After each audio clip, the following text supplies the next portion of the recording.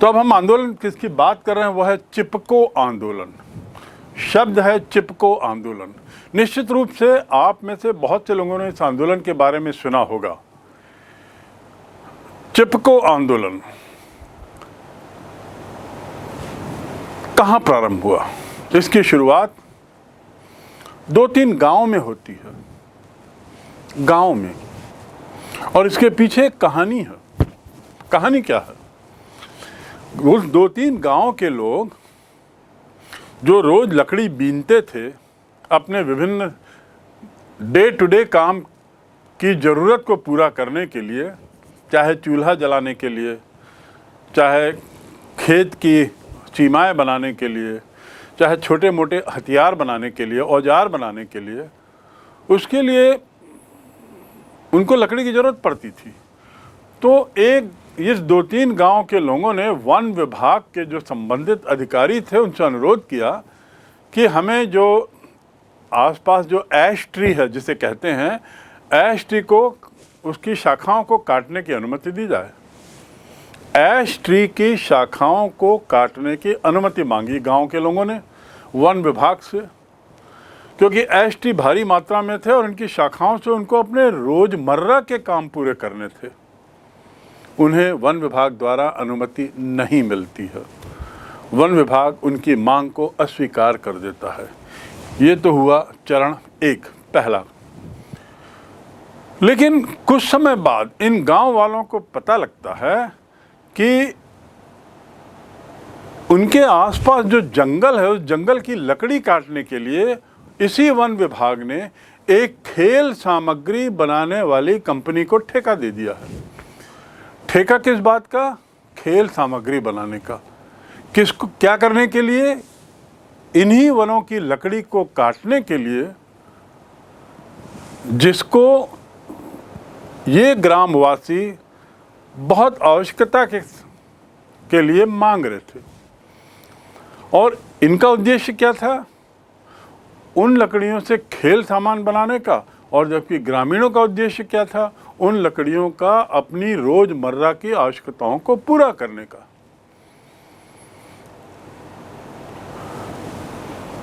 इससे गांव वालों में बहुत ज़्यादा रोष होता है, स्वाभाविक है, बहुत ज़्यादा नाराज़गी होती है, और वे सरकार के इस कदम का विरोध करना शुरू करते हैं। यहीं से शुरुआत होती है आगे, जिसे हम चिपको आंदोलन के रूप में जानते हैं। और ये विरोध जो है धीरे धीरे धीरे धीरे बढ़ता गया। पूरे उत्तरांचल में, पूरे उत्तराखंड में विरोध बढ़ता गया, अन्य इलाकों में फैल गया, और उस जगह की जो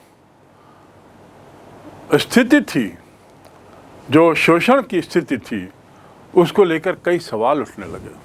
क्योंकि अब लोगों का वहाँ जाना आना शुरू हुआ, मीडिया का जाना आना शुरू हुआ, विभिन्न दलों के नेताओं का जाना आना शुरू हुआ कि आखिर ये आंदोलन किस बात का?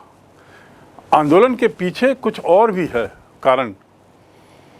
और आंदोलन के पीछे कारण यही था कि रोजमर्रा की जरूरत को पूरा करने ना देकर मना कर दिया और खेल सामग्री बनाने के लिए किसी को ठेका दे रहे हैं। तो आंदोलन से जुड़े हुए कुछ प्रश्न सामने आते हैं। इस आंदोलन से पारिस्थितिक और आर्थिक शोषण को लेकर कुछ सवाल खड़े होते हैं। पहला सवाल, गांव वासियों ने तो मांग की थी जंगल की कटाई का कोई ठेका बाहरी व्यक्ति को नहीं दिया जाना चाहिए। उन्होंने जो ये बात उठाई कि बाहरी व्यक्ति को क्यों, हमारे आसपास के जंगल का ठेका जहां हम निवास करते हैं उसका ठेका बाहरी व्यक्ति को क्यों, तो उसे नहीं दिया जाना चाहिए। और स्थानीय लोगों का, जिनका जल, जंगल और जमीन से बहुत निकट का सरोकार है, जल, जंगल और जमीन जिससे उनका बहुत निकट का सरोकार है, इन प्राकृतिक साधनों पर गांव वालों का पूरा नियंत्रण होना चाहिए। और ऐसा नहीं है।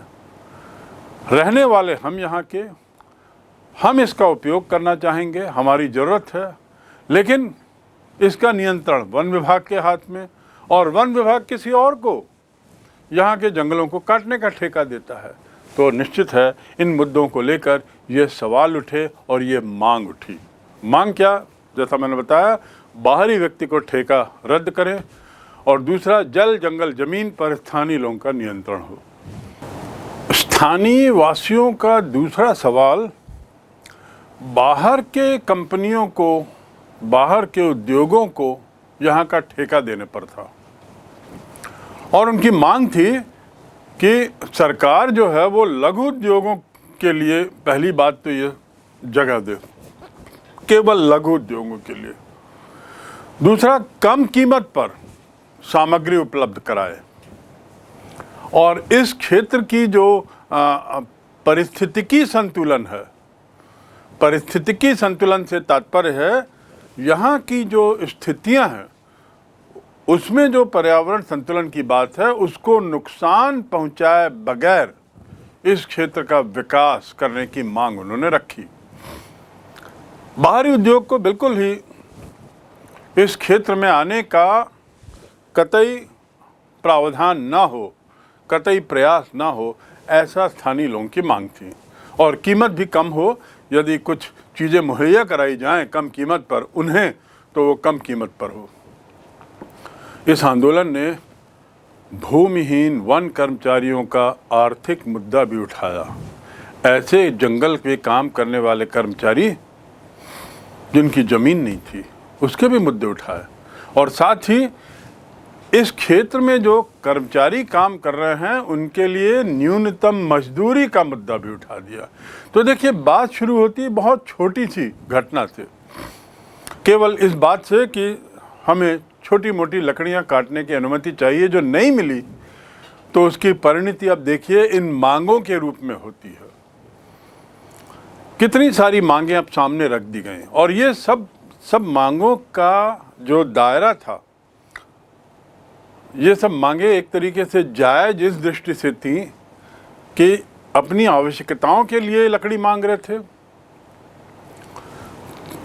मजदूरी सुनिश्चित करना चाह रहे थे, उसके साथ ही जो भूमिहीन लोग वहाँ पे काम कर रहे हैं वनों में वर्षों से, उनके लिए कुछ ज़मीन की मांग कर रहे थे। तो इस प्रकार इनके दो सवाल और उनकी मांग। अब चिपको आंदोलन कैसे बढ़ता है, ये चित्र देखिए। इस चित्र में आप देखेंगे चिपको आंदोलन के कुछ दृश्य। वन दिख रहे हैं, पहाड़ी वन दिख रहे हैं, पेड़ कट रहे हैं, पेड़ की कटाई हो रही है। और दूसरे चित्रों में आप देखिए कुछ लोग पेड़ों को घेर कर खड़े हैं, बल्कि घेरे नहीं हैं, पेड़ों से चिपक कर खड़े।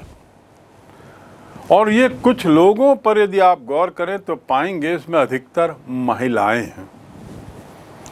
महिलाओं के द्वारा पेड़ से चिपक कर खड़े होने के कारण ही इस आंदोलन को चिपको आंदोलन कहा गया।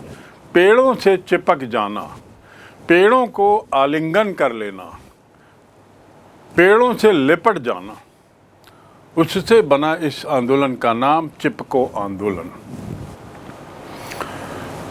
इस आंदोलन में महिलाओं की विशिष्ट भूमिका थी, सक्रिय भागीदारी थी। यह आंदोलन का एकदम नया पहलू था। घरेलू लकड़ी और घरेलू जरूरतों को पूरा करने के लिए महिलाओं से अपेक्षा की जाती है। तो महिलाओं के लिए ये जरूरी था कि वे इस आंदोलन में बढ़ चढ़कर सामने आएं और पेड़ों की कटाई बाहरी उद्योगों के द्वारा, बाहरी उद्योगपतियों के द्वारा रोकने का प्रयास करें। यह आंदोलन का बिल्कुल नया पहलू कि महिलाएं सामने आई। इलाके में सक्रिय जंगल कटाई के ठेकेदार यहाँ के पुरुषों के साथ शराब की आपूर्ति का भी व्यवसाय करते थे और संभवतः इसीलिए महिलाएं सामने आई, क्योंकि शराब की आपूर्ति के व्यवसाय से इस क्षेत्र के पुरुषों को जोड़ लेने का परिणाम ये हुआ कि शराबखोरी भी पुरुषों के बीच में बढ़ रही थी और लकड़ी कटाई के अलावा शराबखोरी के विरोध में भी अब ये महिलाएं सामने आती हैं। और इसीलिए हम देखते हैं नया पहलू कि महिलाओं का सामने आना। महिलाओं ने शराबखोरी की लत के खिलाफ भी आवाज़ उठानी शुरू की। इससे आंदोलन का दायरा बढ़ गया। अब मात्र वो जंगल की कटाई तक सीमित नहीं था आंदोलन का, अब आंदोलन शराबखोरी के खिलाफ भी था। और जब ऐसा हुआ तो कुछ अन्य सामाजिक मुद्दे भी जुड़ गए, कुछ अन्य सामाजिक संगठनों ने भी इसमें अपना एक तरीके से अपनी आवाज़ देनी शुरू की, इनको बल दिया, इस आंदोलन को पुरजोर समर्थन देना शुरू किया और इस प्रकार आंदोलन अब बढ़ता चला गया। छोटी सी ज़रूरत को पूरा ना कर पाने, लकड़ी काटने की अनुमति ना मिल पाने की परिणति किस रूप में होती है, देखिए क्या उदाहरण। लकड़ी कटाई और शराब का ठेका पूरा बंद हो जाना। कई दिनों तक ये आंदोलन चला। कई दिनों तक महिलाएं पेड़ों के साथ क्रमवार श्रृंखलाबद्ध तरीके से चिपकी रहती थी और इस प्रकार ठेकेदारों को विवश किया गया कि वो पेड़ों को न काट पाएं। परिणाम क्या होता है कि आंदोलन सफल होता है। चिपको आंदोलन की सफलताओं पर यदि नज़र डालें तो हम देखेंगे कि आखिरकार स्थानीय लोगों के दबाव में, विशेषकर महिलाओं के दबाव में आंदोलन सफल होता है और सरकार 15 साल के लिए ये जो हिमालयी क्षेत्र है, उत्तराखंड का जो क्षेत्र है, यहाँ जंगल कटाई का ठेका रद्द कर देती है। किसी भी तरह की जंगल कटाई नहीं होगी अगले 15 वर्ष, ऐसी घोषणा करती है, ऐसा कानूनी प्रावधान बनाती है। और 15 वर्ष का काल इसलिए लिया गया क्योंकि 15 वर्ष में कटे हुए जो जंगल थे वे अपनी वापस पुरानी स्थिति में घने हो जाएंगे, ऐसी अपेक्षा थी। 15 सालों के लिए देने के पीछे इस क्षेत्र का वनाच्छादन फिर से ठीक अवस्था में आ जाएगा। इस क्षेत्र में जंगलों का घनत्व अपनी पुरानी स्थिति पे आ जाएगा। बहरहाल बात इस आंदोलन की सफलता की यदि करें तो ये कह सकते हैं तो सफल तो था ही, साथ ही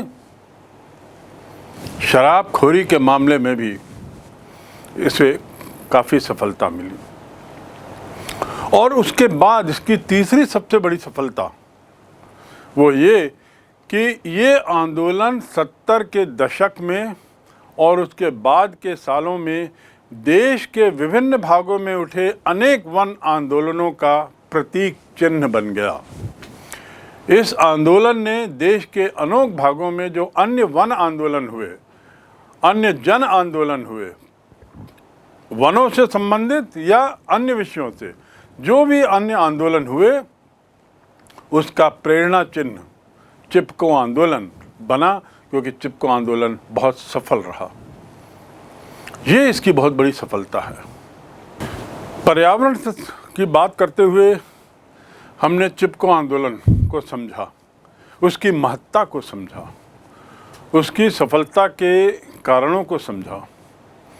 इस आंदोलन में आपने पाया कि महिलाओं की प्रमुख भूमिका थी।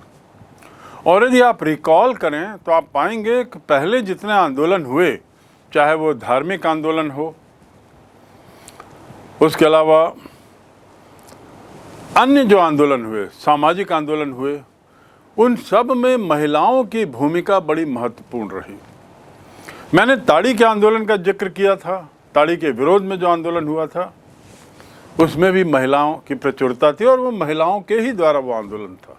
तो हम देखते हैं कि आंदोलन में महिलाओं की सक्रिय भूमिका किसी आंदोलन की सफलता का एक मुख्य कारण बन जाती है। चिपको आंदोलन का संबंध सरोकार पर्यावरण से था और इसमें यद्यपि महिलाएं ज़्यादा सक्रिय थीं, पर इसका नेतृत्व इस आंदोलन का नेतृत्व करने वाले व्यक्ति थे सुंदरलाल बहुगुणा, और उनके साथ बाद में श्री चंडी प्रसाद भट्ट भी जुड़ते हैं। सुंदरलाल बहुगुणा और चंडी प्रसाद भट्ट, इन्होंने इस आंदोलन का बड़ा सफलतापूर्वक नेतृत्व किया और इस आंदोलन को अपने अंतिम लक्ष्य तक ले जाने में काफ़ी कुछ सफलता पाई। और हम कह सकते हैं कि सुंदरलाल बहुगुणा मात्र उत्तराखंड में नहीं बल्कि संपूर्ण भारत में पर्यावरण के रक्षा के लिए के एक सिंबल बन गए, एक प्रतीक चिन्ह बन गए। जिस प्रकार सुंदरलाल बहुगुणा पर्यावरण के क्षेत्र में चिपको आंदोलन के माध्यम से पूरे देश में प्रसिद्ध हुए और उसके प्रतीक चिन्ह बने आंदोलन के लिए, उसी प्रकार एक और पर्यावरण संबंधी आंदोलन होता है जिसका नाम है नर्मदा बचाओ आंदोलन। उसका नाम है नर्मदा बचाओ आंदोलन। नर्मदा बचाओ आंदोलन, उसका भी संबंध पर्यावरण से है, नदी। और इस आंदोलन का नेतृत्व एक महिला करती है, मेधा पटकर। उनके नेतृत्व में मूलतः यह आंदोलन होता है। आखिर क्या है नर्मदा बचाओ आंदोलन? नर्मदा नदी को बचाने का आंदोलन 20वीं सदी के 8वें दशक में, यानी 1980 के बाद के आसपास, भारत के जो बीच में जो नर्मदा नदी स्थित है, मध्य भाग में, नर्मदा घाटी विकास योजना नाम का एक बड़ा प्रोजेक्ट सरकार लाती है। नर्मदा घाटी विकास योजना के नाम से एक बहुत महती प्रोजेक्ट, बहुत बड़ा विशाल विकास परियोजना सरकार लाती है सामने। और इस योजना के तहत मध्य प्रदेश, गुजरात और महाराष्ट्र से गुजरने वाली नर्मदा और उसकी सहायक नदियां, उस पर 30 बड़े बांध, 135 मंझोले बांध और 300 छोटे बांध बनाने का प्रावधान रखा जाता है। महाराष्ट्र, गुजरात और मध्य प्रदेश, क्योंकि नर्मदा यहीं बहती है।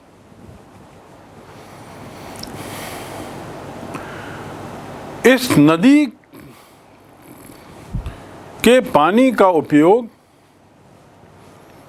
विभिन्न रूप में करने के उद्देश्य से सरकार बांध बनाने का प्रस्ताव करती है। और एक आध बांध नहीं, 30 बड़े बांध, 135 मीडियम साइज डैम और लगभग 300 छोटे बांध, छोटे डैम।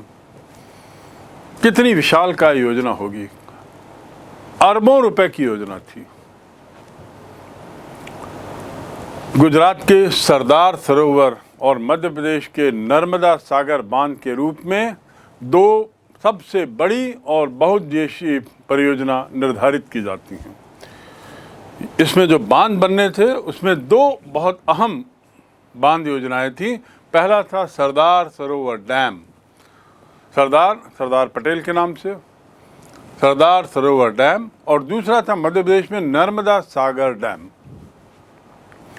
ये जो योजना थी ये बहुउद्देशीय थी, मल्टीपर्पस थी। पानी, बिजली, कम्युनिकेशन, ट्रांसपोर्टेशन आदि आदि।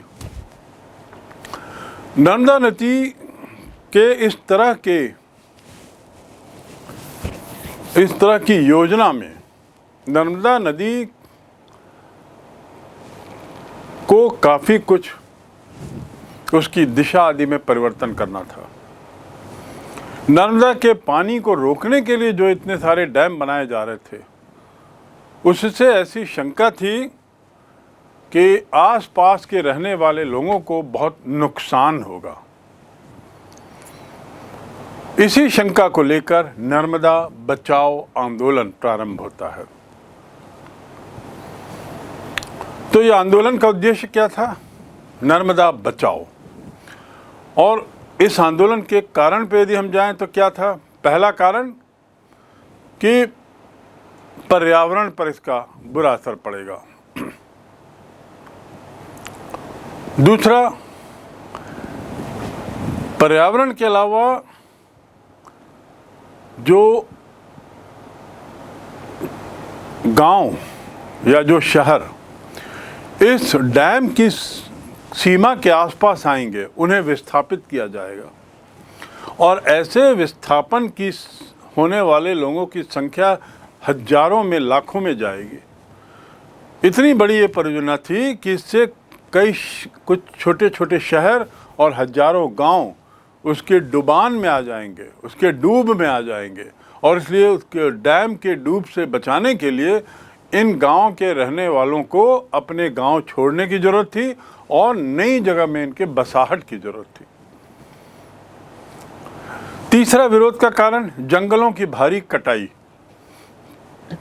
यदि बांध का निर्माण करना था तो जंगलों की कटाई बहुत आवश्यक थी।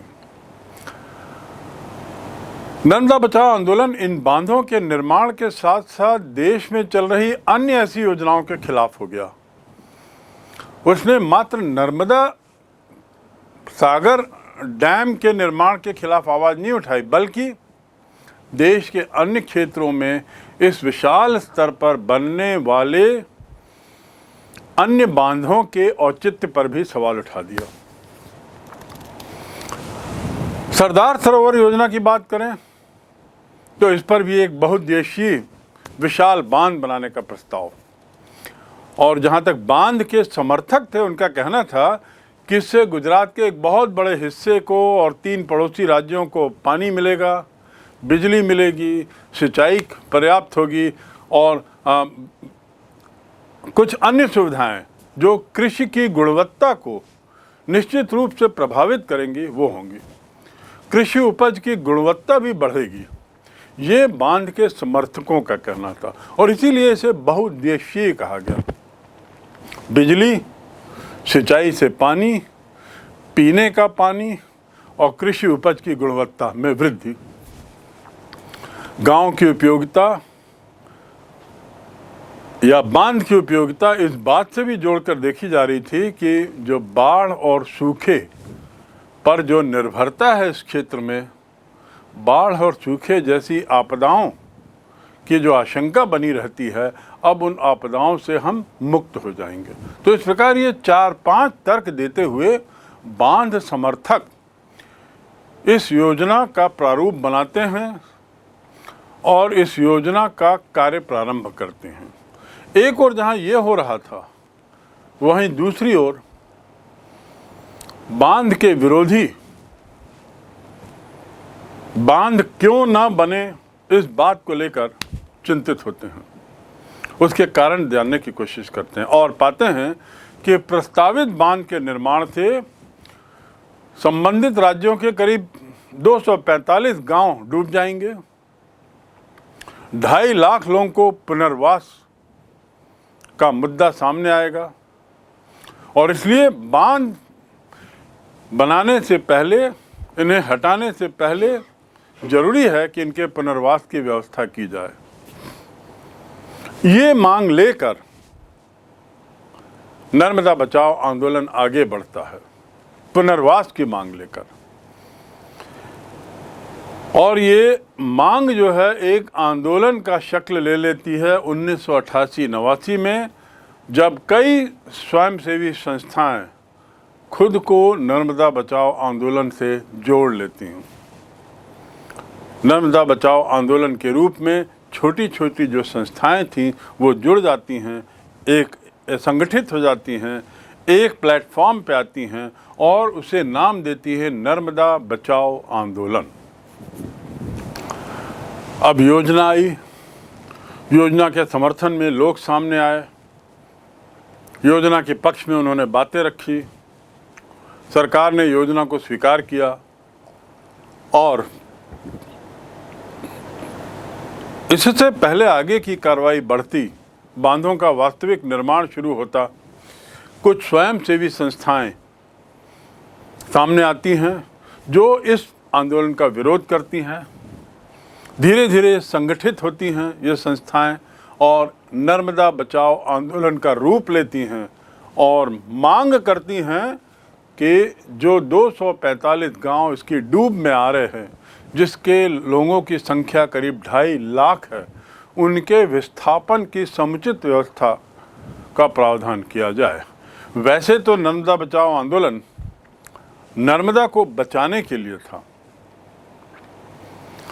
शुरू में आंदोलन ने मान रखी कि परियोजना से जो प्रभावित हो रहे हैं उन्हें पुनर्वास दिया जाए। आंदोलन से जुड़े लोगों ने इस योजनाओं के निर्माण पर भी सवाल उठाए।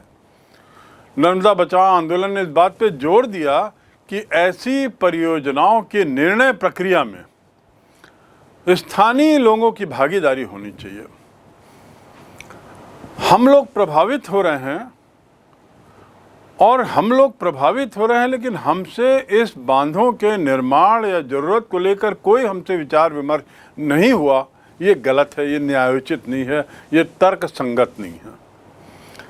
ऐसे मामलों के निर्णय जिसमें प्रभावित लोगों को शामिल ना किया जाए, ये गलत है।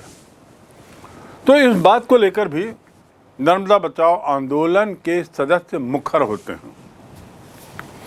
परियोजनाओं के निर्माण प्रक्रिया में, परियोजनाओं के निर्णय प्रक्रिया में स्थानीय समुदाय की भागीदारी अवश्य होनी चाहिए। और जैसा मैंने पहले कहा, जल, जंगल, जमीन, इन पर जल, जंगल, जमीन जैसे प्राकृतिक संसाधनों पर स्थानीय लोगों का नियंत्रण मानना चाहिए। रहने वाले ये लोग, लेकिन इस पर बात करने वाले बैठे हैं दूसरे शहरों में, दूसरी जगहों में, जिनका इस जल, जंगल और जमीन से कोई ताल्लुकात नहीं। तो इस प्रकार अब आंदोलन और बड़ा रूप लेता है। जो भी हो,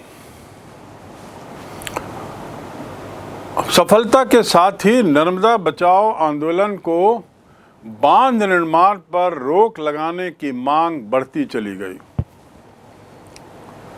लेकिन इसके साथ ही साथ तीखा विरोध भी झेलना पड़ा। सफलता के साथ ही साथ नर्मदा बचाओ आंदोलन को बांध निर्माण पर रोक लगाने की मांग उठाने वालों के खिलाफ जो प्रतिक्रियात्मक गतिविधियां सरकार और संबंधित लोग करते हैं, वह भी कोई बहुत निराशाजनक है। आलोचकों का कहना है कि आंदोलन का अड़ियल रवैया रहा। आंदोलनकारी बड़े अड़ियल थे, विकास की प्रक्रिया में बाधक थे। बांध के निर्माण में के जो समर्थक थे, बांध के निर्माण से जिन लोगों का हित जुड़ा हुआ था, वे लोग साथ ही पानी की उपलब्धता की भी बात करते थे कि नर्मदा के बांध बनने से पानी का संचयन होगा और वह संचयन हमें पानी की समस्या से हमें छुटकारा दिलाएगा।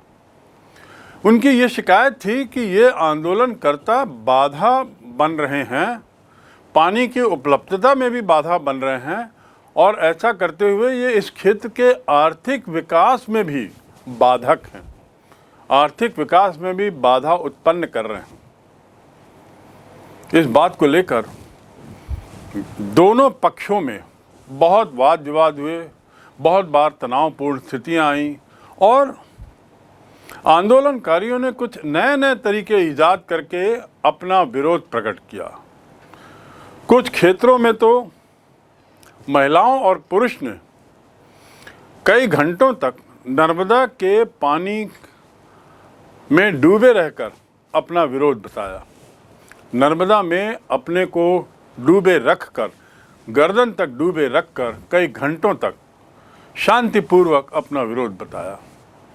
सुप्रीम कोर्ट ने इस मामले में सरकार को बांध का काम तो आगे बढ़ाने की हिदायत दी है, आगे बढ़ाने की अनुमति दे दी है, लेकिन साथ ही उसने आदेश दिया है कि प्रभावित लोगों का पुनर्वास सही ढंग से किया जाए। अर्थात सुप्रीम कोर्ट का जो है वह सामाजिक हित की ओर बात करते हुए, सामाजिक हित को देखते हुए ये सुनिश्चित करवाना चाहता है कि जो लोग वहाँ से विस्थापित हो रहे हैं उनको समुचित तरीके से उनका पुनर्वास किया जाए। इस प्रकार हम देखते हैं कि नर्मदा बचाओ आंदोलन एक बहुत विशाल रूप लेता है, उतना ही विशाल जितना ये योजना थी, चाहे वो सरदार सरोवर योजना हो, चाहे नर्मदा सागर योजना हो। और इससे जुड़े हुए आंदोलनकारियों ने बहुत सेक्रीफाइस, बहुत त्याग दिया। मध्य प्रदेश के कुछ शहर इसकी डूब में आए, इंदौर के आसपास के कुछ क्षेत्र इसकी डुबान में आए और उन सबको विस्थापित किया गया। लेकिन आंकड़े हमारे पास अभी ऐसे पर्याप्त नहीं है जानने के लिए कि ये जो विस्थापन हुआ है, ये विस्थापन वास्तव में संतोषजनक है। क्या सभी 2.5 लाख लोगों को या जितने लोग भी प्रभावित हुए थे, विस्थापित हुए थे, क्या उनका पुनर्वास समुचित ढंग से हो सका है या नहीं?